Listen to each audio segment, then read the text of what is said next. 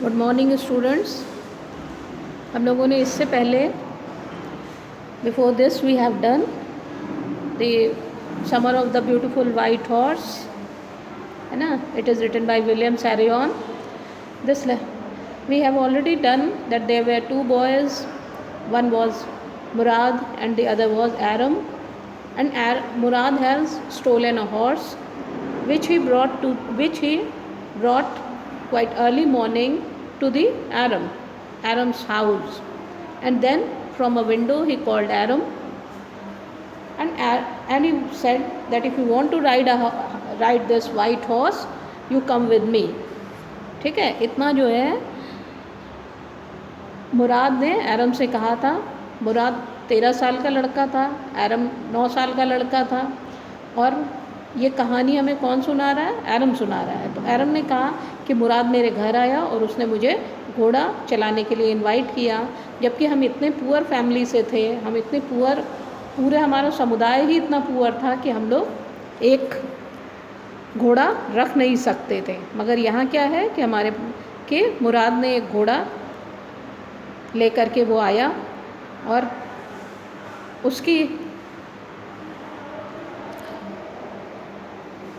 ये था कि हम लोग ये घोड़ा चलाएं।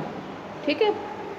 फिर जब एरम ने थोड़ा बहस किया कि ये घोड़ा तुम चुरा करके लाए हो, हमारा तो पूरा समुदाय गैरोग्लैनियन समुदाय हमारा ईमानदारी के लिए फेमस है, तुमने ये क्यों चुरा लिया?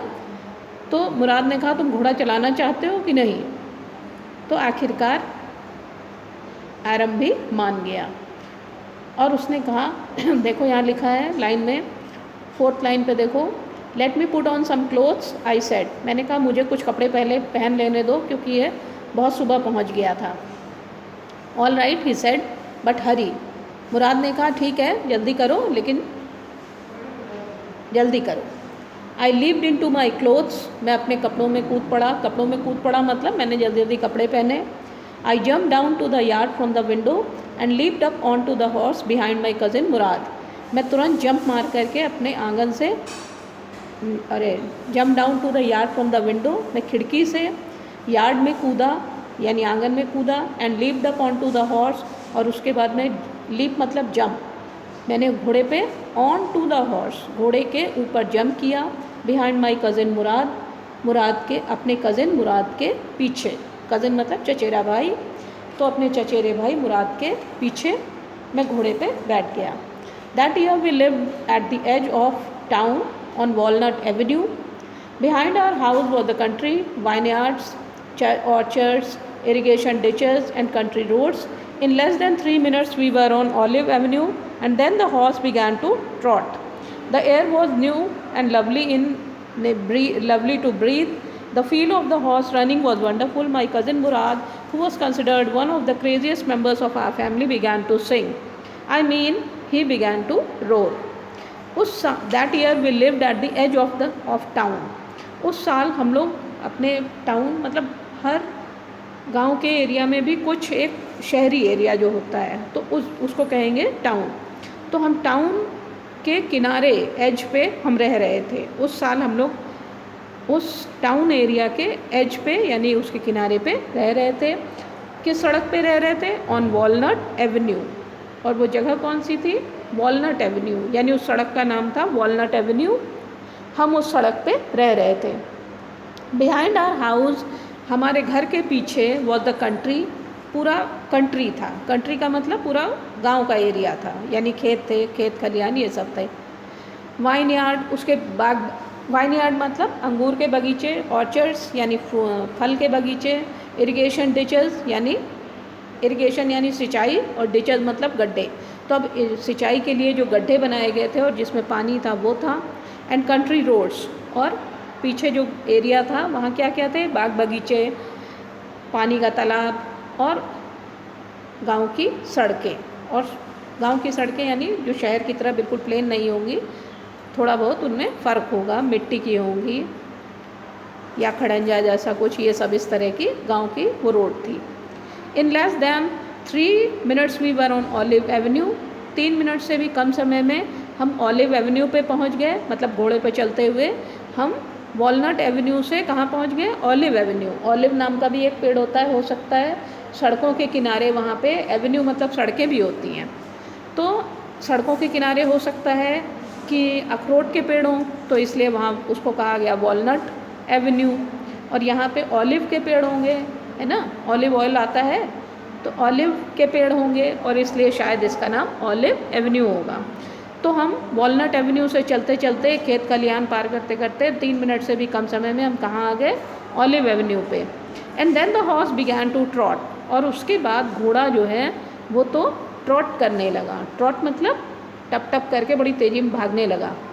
द एयर वॉज न्यू, हवा बिल्कुल एकदम सुहानी थी। न्यू का मतलब है कि साफ, एंड लवली टू ब्रीथ, और सांस लेने में बड़ा मज़ा आ रहा, और सांस लेने में अच्छा लग रहा था।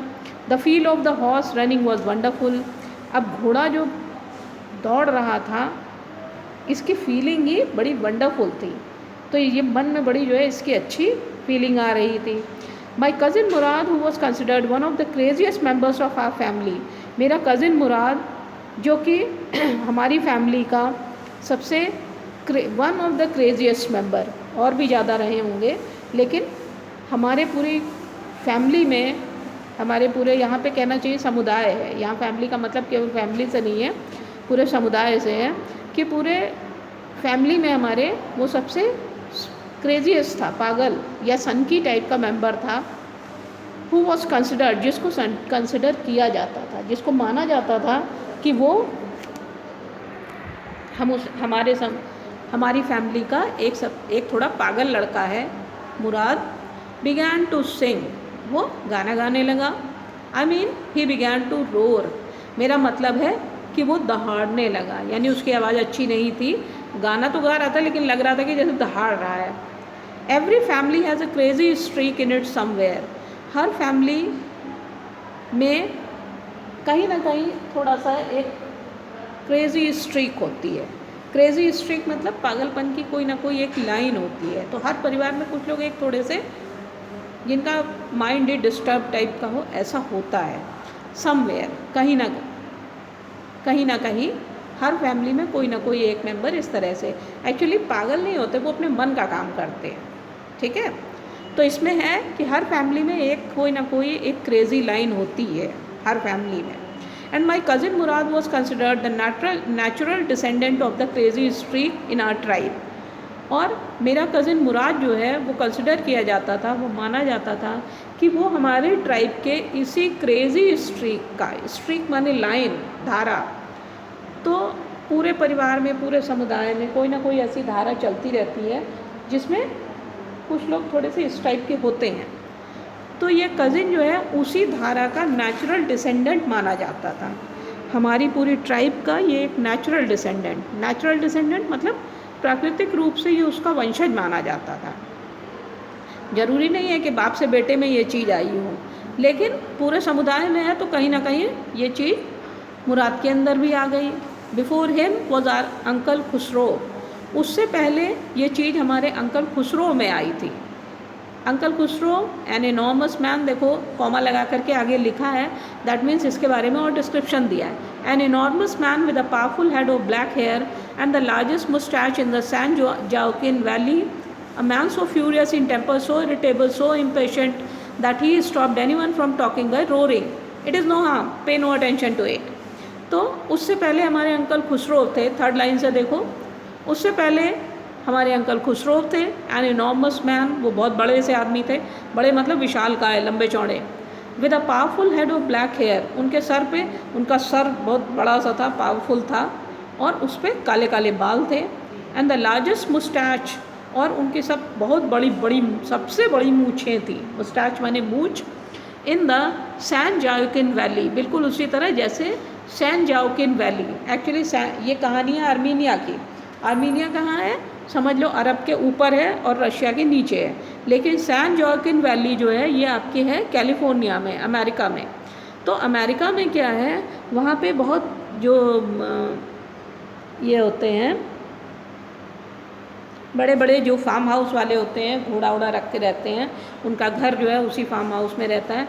तो अक्सर तुमने फिल्मों में देखा होगा, वो लोग बंदूक पे लेके, घोड़ा चला के और हैट पहन करके आते हैं तो और उनकी बड़ी बड़ी मूछें होती हैं। तो ये उसी सैन जाओकिन वैली के लोगों की तरह इनकी भी बड़ी बड़ी मूछें थी। A man so furious in temper, ये वो ऐसे व्यक्ति थे, अभी अंकल खुसरो के लिए लिखा है कि अ मैन, वो ऐसे व्यक्ति थे, सो फ्यूरियस इन टेम्पर, जिनका जो है टेम्पर, जिनका गुस्सा जो है बहुत तेज़ था, फ्यूरियस था। ठीक है, उनका टेम्पर बहुत ही फ्यूरियस था, बहुत ही भीषण गुस्सा था। सो इरिटेबल, और वो इतने चिड़चिड़े थे, इरिटेटिंग टाइप के थे। सो इम्पेशेंट, और इतने ज़्यादा इम्पेशेंट थे। इम्पेशेंट यानी अधीर, बड़े बेसब्र आदमी, बहुत जल्दी जल्दी काम होना चाहिए, कोई अगर कुछ थोड़ा सा जो है ठहर के काम करने वाले नहीं थे। That he stopped anyone from talking by roaring, कि वो किसी को भी स्टॉप कर देते थे, एनीवन, किसी को भी, बाय रोरिंग, सिर्फ दहाड़ करके। इट इज़ नो हार्म, और क्या कहते थे, ये वर्ड्स यहाँ लिखे हैं, इट इज़ नो हार्म, कोई नुकसान नहीं है, पे नो अटेंशन टू इट, ध्यान मत दो। अटेंशन माने ध्यान, पे नो अटेंशन यानी ध्यान ही मत दो, इस पर ध्यान मत दो। दैट वॉज ऑल, बस यही था। No matter what anybody happen to be talking about, कुछ भी मामला हो, कोई कुछ भी, कोई घटना हो, कोई किसी भी चीज़ के बारे में बात कर रहा हो, तो चाहे कोई किसी भी चीज़ के बारे में बात कर रहा हो, वो यही बात कहा करते थे जो ऊपर लिखी है, it is no harm, pay no attention to it, इससे कोई नुकसान नहीं है, ध्यान मत दो। Once it was his own son Arak, second line में आओ। एक बार उनका अपना पुत्र, किनका, अंकल खुसरो का लड़का Arak, running 8 blocks to the barber shop, वो बेचारा 8 ब्लॉक दौड़ते हुए, यानी 8 बिल्डिंग से दौड़ते हुए वो बार्बर की शॉप यानी नाऊ की दुकान में आया। वेयर हिज फादर, जहाँ उसके पिता, was having his moustache trim, जहाँ उसके पिता अपनी मुस्टैच को ट्रिम करा रहे थे, कटा नहीं रहे थे, उसको बस छटवा रहे थे। ट्रिम करना यानी चाटना, ट्रिम करा रहे थे। टू टेल हिम, ये बताने के लिए उनके पास बेटा आया, their house was on fire, कि उनका घर ऑन फायर है, यानी आग लगी हुई है। ठीक है, आग में है। तो एक बार उनका बेटा जो है अरक, वो 8 ब्लॉक दौड़ते हुए अपने पिता के पास आया, जो उस समय एक नाऊ की दुकान में अपनी मूछें ठीक करा रहे थे, कि ये बताने के लिए कि उनका घर जल रहा है। This man Khosrove sat up in the chair and roared, ये आदमी खुसरो चेयर में सीधा बैठ गया, मतलब सेटअप तो थे ही, सेट तो थे ही, लेकिन अब उसमें सेटअप हो गए, यानी थोड़ा और ठीक से बैठ गए। एंड रोड, और दहाड़ दिए, it is no harm, pay no attention to it, इससे कोई नुकसान नहीं है, इसको ध्यान मत दो। तो वो वहाँ पे बैठ करके, सोचो घर में आग लगी है उनके खुद के, और कह रहे हैं चलो कोई ध्यान मत दो। द बार्बर सेड, तब नाऊ ने कहा, but the boy says your house is on fire, लेकिन लड़का कह रहा है कि आपके घर में आग लगी है। सो खुसरो रोड, तो खुसरो दहाड़ने लगे। Enough, it is no harm, I say, उन्होंने कहा बस बहुत हो गया, इससे कोई नुकसान नहीं है, मैं कह रहा हूँ ना। और इतना कह करके, मतलब अंकल खुसरो की क्वालिटी इसमें दी गई है। अब अंकल खुसरो की क्वालिटी देखो 2 पैराग्राफ में दी गई है। दैट मीन्स कि ये क्वेश्चन पूछा जा सकता है कि व्हाट आर द, हाँ, right the characteristics of uncle Khusro. तो आपको क्या क्या लिखना पड़ेगा कि अंकल खुसरो एक क्रेज़ी स्ट्रीक के डिसेंडेंट थे, ठीक है, या वो क्रेज़ी थे।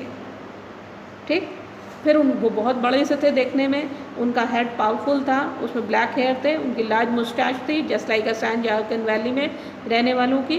उनका टेम्पर क्या था, फ्यूरियस था, वो इरिटेबल थे, और वो इम्पेशेंट भी थे, और वो किसी को भी दहाड़ करके अपनी बात कहने से रोक देते थे। और उनके नज़र में कोई बहुत नुकसान की चीज़ नहीं होती थी, चाहे उनके खुद के घर में ही आग लगी हो, क्योंकि उनका बेटा एक बार उनको बताने आया कि घर में आग लगी है, और इन्होंने दहाड़ दिया, कहा पे नो अटेंशन टू इट, है ना। तो ये इसमें क्वेश्चन आता है, आप इसको लिखिए। और कज़िन मुराद जो है वो उन्हीं का डिसेंडेंट समझा जाता था, उसी क्रेज़ी स्ट्रीक का वो भी डिसेंडेंट समझा जाता था। Now come to the next paragraph, it is written here, my cousin Mourad, मिल गया। My cousin Murad was considered the natural descendant of this man, मेरा कज़िन मुराद जो है वो इसी आदमी का नेचुरल डिसेंडेंट माना जाता था, मतलब प्राकृतिक रूप से उनका उत्तराधिकारी, उनका वंशज माना जाता था। किनका, अंकल खुसरो का, लेकिन उसके पिता वो नहीं थे। ऑल्दो मुराद फादर वॉज जोराब, हालांकि मुराद के पिता जोराब थे। अब आपको नाम याद रखना पड़ेगा, कौन कौन से नाम आ गए लेसन में, मुराद, आरम, फिर uncle Khosrove, and then there is a Zorab. और फिर इसके अलावा आपके पास नाम आया है एक गैरोग्लैनियन ट्राइब, आर्मीनियन, ठीक है, और ये सब आर्मीनिया में रह रहे हैं। तो इतनी ये सारी चीज़ें आपको याद रखनी है, इन सब की स्पेलिंग भी याद रख लीजिएगा, जोराब की स्पेलिंग, आराम की स्पेलिंग, मुराद की स्पेलिंग और गैरोग्लैनियन की स्पेलिंग, ये सब स्पेलिंग याद रखिएगा। Who was practical and nothing else. अब यहाँ देखो आगे, तो मुराद के पिता जोराब थे जो कि बहुत ही प्रैक्टिकल आदमी थे, बड़े दुनियादार आदमी थे, एंड नथिंग एल्स, और उससे ज़्यादा कुछ नहीं थे, यानी उनके अंदर सनकीपन या पागलपन का कोई स्ट्रीक नहीं था। That's how it was in our tribe. बस इसी तरह हमारे पूरे समुदाय में चलता रहता था, हमारी पूरी ट्राइब में चलता था। A man could be the father of his son's flash.